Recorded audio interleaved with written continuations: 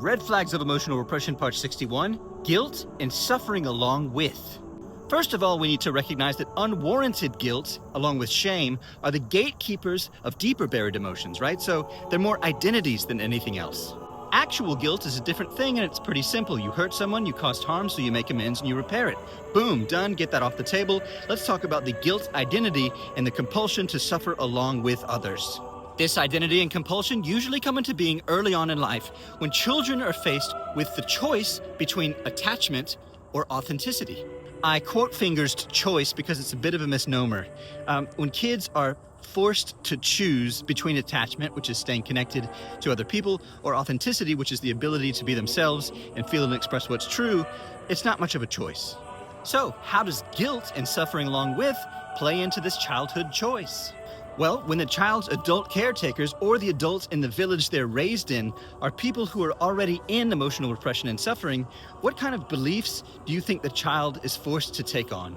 In a desperate and unconscious bid for love, safety, and connection, the child might start to take on beliefs like, I did something wrong, I'm responsible for this, and it's all my fault. And in doing so, the child sacrifices their authenticity. To be more specific, they start repressing certain emotions. Emotions that, if expressed, might risk a broken connection with the child's primary caregivers or community. So now what do we have? A kid believing it's my fault and feeling guilty so he doesn't have to feel and express his buried anger.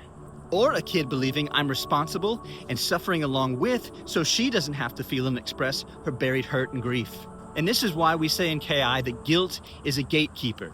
He's not actually feeling guilty. He needs to identify with guilt so he doesn't get angry. And she doesn't actually need to suffer along with. She needs to identify as over-responsible and guilty so she doesn't have to feel and express her buried hurt, grief, and sadness. So what does this mean for you if you carry unwarranted guilt or if you feel compelled to suffer and sacrifice yourself for others? It means that you're likely either angry at the unconscious level or hurt and sad at the unconscious level, but due to your emotional repression mechanism, you're not able to acknowledge, access, feel, or express it yet. That said, when living in the unwarranted guilt or martyrdom becomes painful and exhausting enough, we can actually use these identities to reverse and resolve our emotional repression.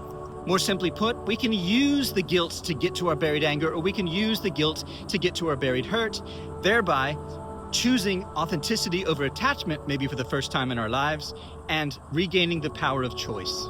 So if you're tired of suffering along with and or feeling guilty and responsible for people you sometimes don't even want to be around, then tap a link in the caption or the bio.